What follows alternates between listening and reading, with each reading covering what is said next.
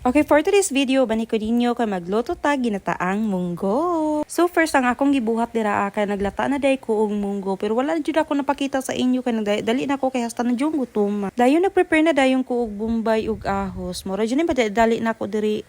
Maura day na ako kay pangsago sa akong ginataang munggo guys, ang malunggay, alugbati, tangkong, ug butangan din ako na og tangad. Syempre dili na jud na mawala ang akong chicharon bulaklak dira. So first time din ako magluto nga butangan nako og chicharon bulaklak. Ug gibutangan na lang pud din ako ng itlog dira, gisabay ra pud nako na og luto sa munggo. So kay pag-check na ako kay naluto naman ang munggo ug ang itlog, dali na dayon ko butang sa kaldero og mantika.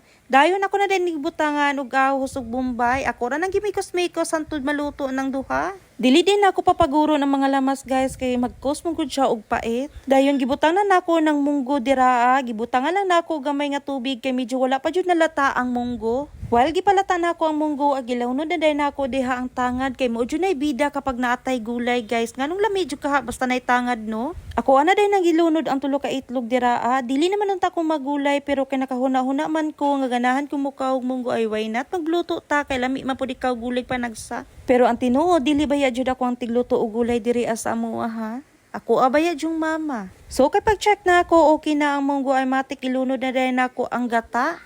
Artificial gata lang din na ang akong gigamit dira guys kay wala man tay lubi, wala tay kalubinan, di ta mag-assume. Bitaw oy gilunod na din ako tanan gulay dira guys para maluto na. Ug diri ra siguro taman kay murag taas naman jud kay ning video ha mga unami.